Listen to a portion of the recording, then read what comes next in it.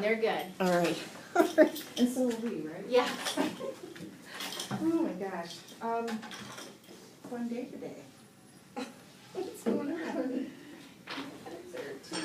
I know, by me or somebody else? No, Ms. Spiller came in for an observation. Wasn't expecting it at all. Hey, come on in. Oh, okay. She missed all. Yeah. Well, this was kind of an unusual day. Yeah. You gotta admit, this was not your typical routine or. No, and I do, I think the change in schedule, the kids are used to the routine, and any slight change, it Holidays, and I think holidays too. yes, Right, absolutely. That's happening now. So let's just back it up. Let's just back it up. I know you were gonna try to take time and look at the video. And it did. Awesome. All right, so, yay, there's a success.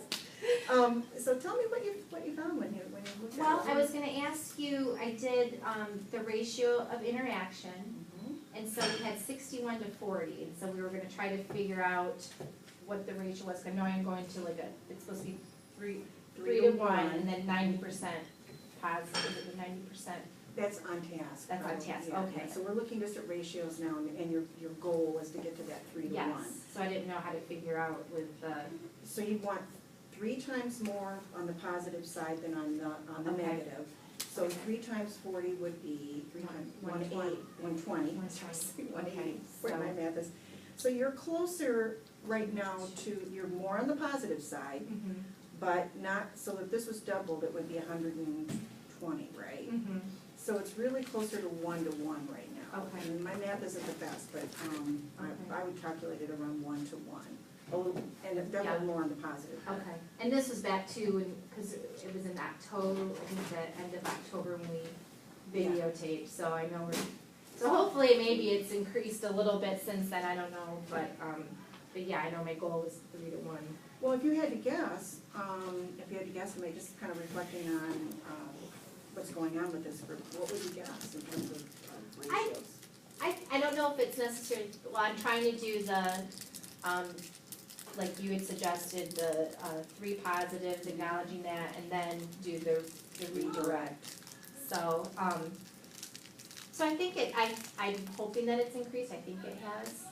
I don't know if it's quite to the 3 to 1, but I'm really trying to focus on that. Good, I noticed that today when I was in there, there were Okay, times when you were identifying, one very clear time when you were acknowledging 2 or 3, maybe more than 3, and then you said so-and-so, and you gave them the direction again, and so-and-so gave them the direction, and that's what you want to do, for Okay. sure. Keep working on that. We also talked, I think, last time about trying to ignore certain ignorables. Yes, and I have a funny story about that. Good. So after we had that conversation, and really like the high flyers that are really trying to, disrupt the class to get that attention. So it was, I think it was like a day or 2 later, and so I was really trying to, focus on the class, we need to ignore these behaviors and everything.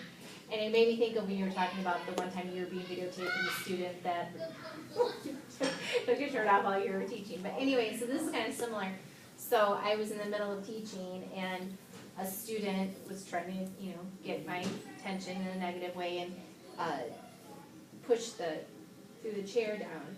So the chair was on its side like this. Okay. And then he proceeded to stand, and so he was up in the air, and I didn't say anything, and so he was up there about a good 5 minutes, and then after that time, I wasn't even looking, I was just teaching, and then I asked the student to sit down, and I didn't even look at him, I just asked him, and he sat down, and so it was interesting to me that he stood there that whole time.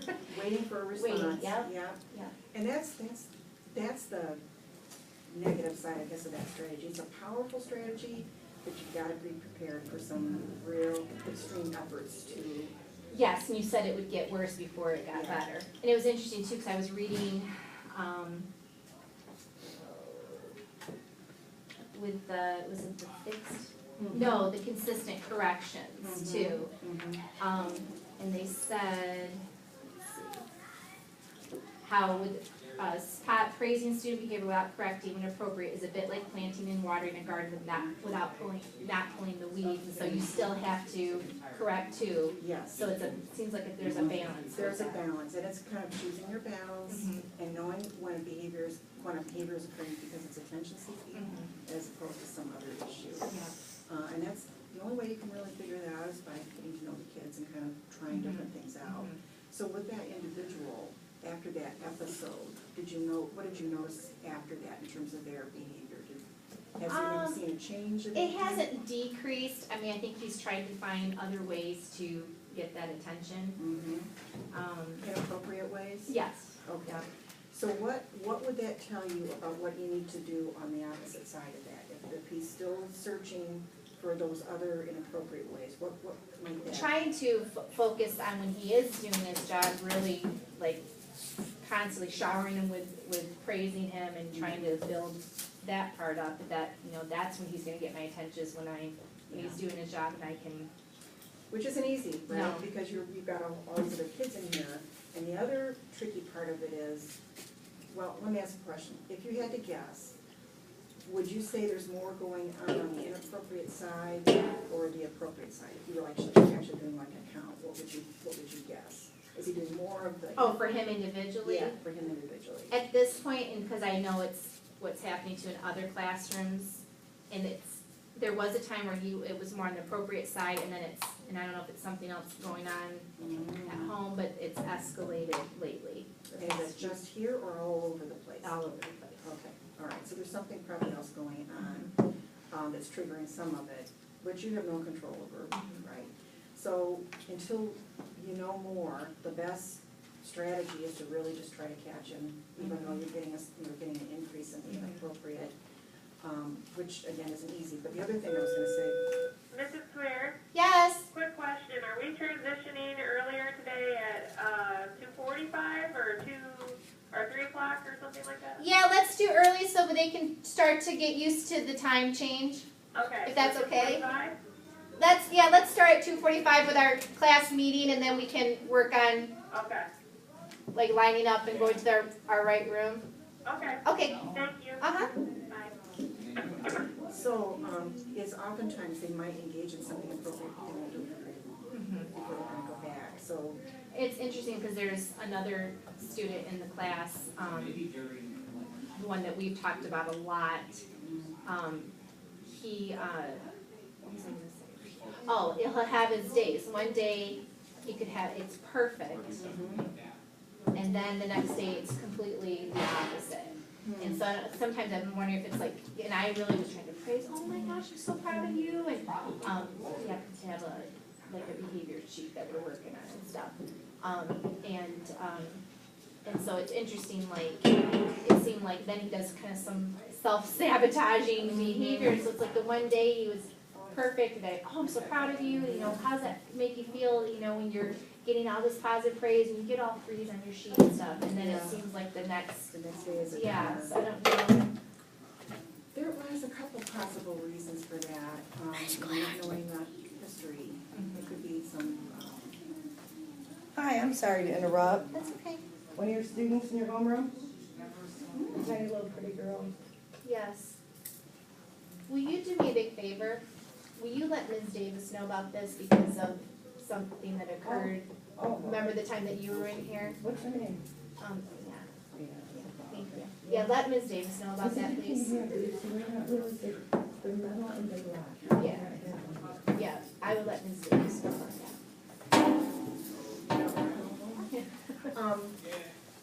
One possibility is just not comfortable with praise.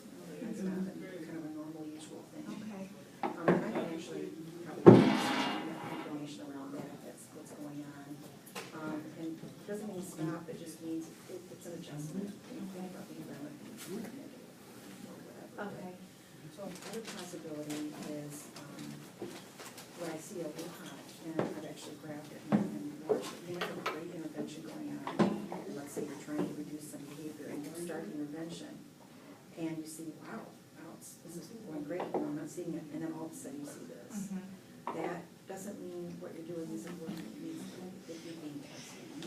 And they're looking to see, is this really going to stick or not? hard, you're really gonna hold to your Okay. guns. So, you know, we have to track it over time, but my hope, if things are working, you're gonna see this happen periodically, but each time it's less and less, and there's more time in between. So you Okay. kinda wanna be thinking like that.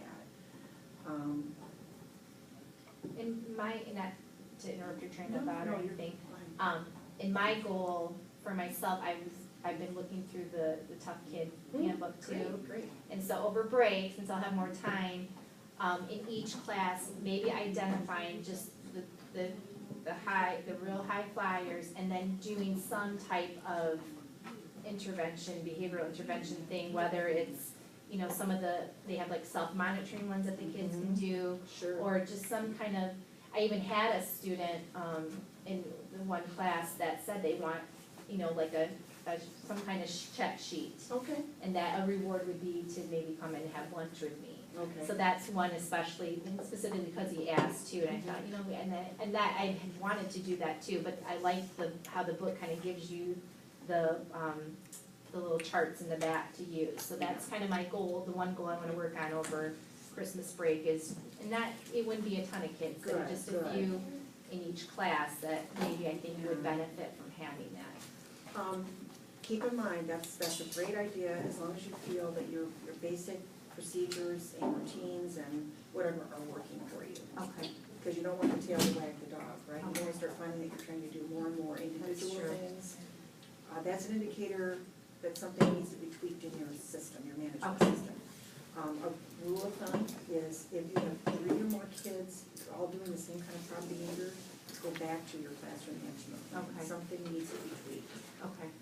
But if that's not the case, if you've got, you know, a little thing going here, and a little thing going here, then as long as it's not taking too much of your Okay. time to do All right, it. that's good to know. Yeah. Okay. It's easy to get lost in that forest sometimes and not realize there's a pattern Yeah. occurring, so just in the back of your mind. Okay. But I think that is a great resource, there's a lot of good stuff in there, so. And then the other thing too, which I know we've talked and I've yet to do and I need to do is, like you gave the suggestion to doing the mystery motivator, maybe just start with that and work on, you know, with the students already as a class, a majority ignoring those disruptions and stuff, and really working on rewarding them for. That could be a really great one, and you can even pair it with teachers, students, you can do it that way if you want. Again, just making sure you're not trying to juggle too many plates at one time when you're doing those Yes. things. And, you know, be kind to yourself, I guess that's the thing I would say, is Yeah. don't try to hit them. Because I think you're wonderful, you're great. Thank you. You should try everything, you're just amazing, so. Well, and then I also, when we had talked last time too, when you were here, we had the, need to be writing, Already did. bring it over, please. We had talked about too, particularly with the one class, not with the center type thing. Yeah. Oh, this is not enough, this doesn't tell me what happened, one sentence doesn't tell me what happened. Really focus on that explicit instruction and not having the kids at this point working on several different things, and I think that's helped a little bit with that class Oh, to do good. that.